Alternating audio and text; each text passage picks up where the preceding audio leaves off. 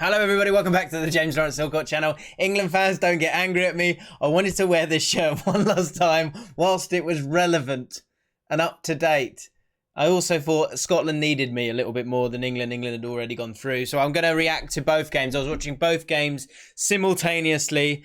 I was watching it with my dad. I recorded us watching it. I was hoping there was going to be a, don't want to say happy ending, but like I thought I was hoping it was going to work out at the end of it all, and there might be some good moments. But I'll put up the celebrations and the woe of both games in the morning. I think I'll probably do that. But I thought I'd react to both games. So let's kick off with England. For England, do you know what I think? Like throughout this, all of this, like the Croatia game, we were good, we weren't great, but we won, so everyone went mad.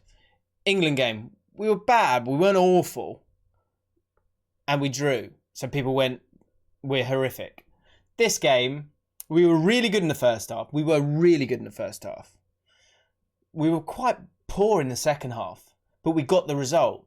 So it will kind of keep everything at bay for now, which is great. We topped the group. That's amazing. We've really kind of overall been probably pretty stunted, lacking chemistry, feeling a bit lackluster, and we've topped the group. So I think that's great. In terms of the starting lineups, of course, Grealish came in. Sterling kept his place. I thought that might happen because of how good he has been against the Czech Republic. I said that in my preview. But Grealish came in, and what was really nice was the movement of all of them together. And Saka, who came in, I don't think any of us expected that to happen. He took his chance with both hands. I thought he was fantastic, to be honest, in the first half. And even in the second half, kind of coming and picking up the ball, sort of holding off the player and then turning him. It's something that I think we haven't seen as much from Foden. And maybe if Foden does come back in for Saka, I think that's what you would want to see, is him maybe drop that little bit deeper and pick up the ball and then just turn and run those players. Maybe Foden's not exactly the same kind of player. And generally in the games that he's played, he's been a bit further forward, trying to get the ball a bit further forward and kind of sometimes break the last man. But instead, it was Kane drop deep again. I know a lot of people don't like that, but if the movement's right, it can create opportunities and chances. The concern, as ever, is who those chances fall to. Kane still hasn't got himself a goal. That's obviously a problem and will continue to be until he kind of breaks his duck. But I thought Grealish came in and he's great. And what's great about him is he gets the ball and he sort of sucks in defenders, which allows Luke Shaw, who I thought was a lot more positive in this game, to be exactly that, to kind of create those overloads, to get down that side and to kind of get to the byline against these kind of teams. And what we should do now is we should draw a line on that group stage. If you think it's bad or good, I think, look, marks out of 10 for the group stage. Let me know what you think in the comments below. I would say 6.5 maybe, because we haven't conceded a goal. And again, all the stats will be kind of thrown around in different ways. We haven't conceded a goal. Brilliant. We've only scored 2. That's not what we would have wanted. Coming out of it, I think, what would we have wanted? We would have wanted to have won the group. We would have wanted to have scored more goals than 2. And we would have wanted the defence not to have looked, troubled. Overall, that has been the case. I think you look at the second half. I'm looking at the stats here. We didn't have a shot in the second half. That's not great. That isn't great. It felt sluggish, it felt lackluster, it lacked that little bit of energy that we saw in the first half. But it was also one of those where I do think there is an element of cruise control at times, when we're looking okay and winning games. And it's not sexy, it's not glamorous, it's not great to watch, to be honest, but it does do the job. And, if that game was, the next game, which is Judgment Day, right? I think that's the thing to remember as well, is that it's all good and well kind of getting angry at the England-Scotland game or being buzzing about the Croatia game, but it all doesn't matter really. Gareth Southgate, England will be judged in the next game, and the next game is coming, and the next game is going to be huge, and the next game is going to be against a massive, massive team. Germany, France, Portugal, possibly Hungary, but it's going to be the other 3, isn't it? I'll be amazed if somehow Hungary get out of the group. But they're certainly not going to finish second, are they? So I think it's not great. Like this is the thing. And please understand me when I say this, is that I will always try and be as fair as possible. So, in the Scotland game, I was like, it is a reality check. It's not good enough. In this game, the feeling is driven by the result. We're fine. It's okay. The job's done. We need to play better. I like Bellingham when he came on. I do really like him. I think he's got a lot to offer. I thought Phillips tired quite a lot. I thought when he had that opportunity at the base of the midfield, I think he didn't really take it with both hands, in my opinion. He gave him the ball away a lot of the time. But going forward, as I say, that movement where Kane drops in, you've then got kind of Grealish actually drifting out to the left-hand side at times. Sterling going and making that run beyond was nice. But I do worry that the moment will come where we need to take our chances. And despite Sterling scoring the 2 goals so far in the tournament, he's not going to take those chances. I'm desperate for him to do so, but I feel like that might be something that might hurt us down the line. Other big pluses, of course, Maguire playing the whole game is great. It's huge. No injuries, it seems, touch wood, fingers crossed. And I think the fact that Grealish is playing is really good to see. And I know it's like, look, Mount's done absolutely nothing wrong, but I think going into the next game, and if he is still having to self-isolate, which I expect will be the case, then I'm pleased to see Grealish. And I've heard some things about Grealish can't play in that central role. He can. He really can. And he'll do 2 things. He'll either beat a man or he'll buy a foul or he'll keep the ball. 3. So he's got to play. He has to stay in the team. You've got to find a place for Grealish now.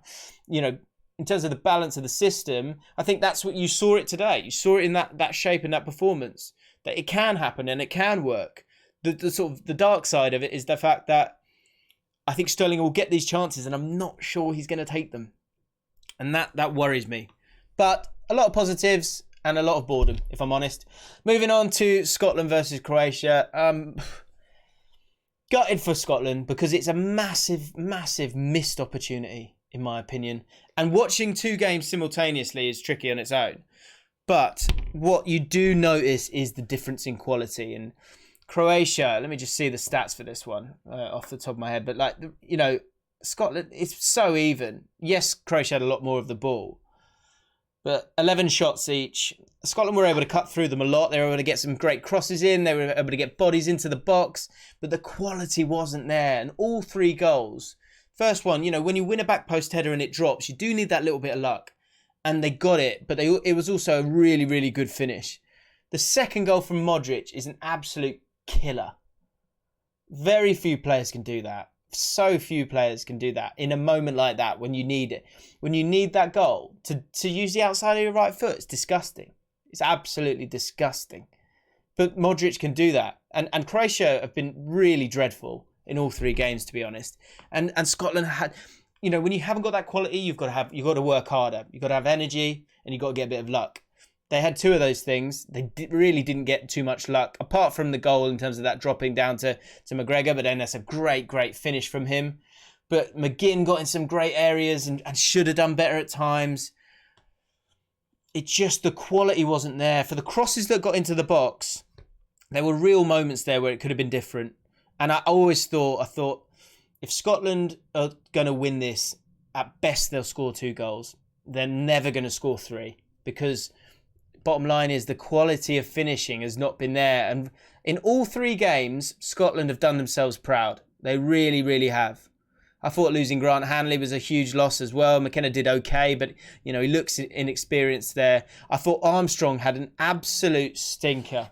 And look, again, he doesn't mean to do that, but sadly, when Gilmour comes out, again, it's about quality in terms of getting someone to be able to come and get on the ball and relieve pressure at times. A bit like Grealish kind of further up the pitch. But it's a different thing for England. For England, you need those players who go, give it to me, and individually you'll take someone out of the game or suck players towards you. For Scotland, they did miss Gilmour in terms of that neat player who can relieve a bit of pressure and then allow you to get up the pitch. Because there were real moments. There were real moments for Scotland to do something.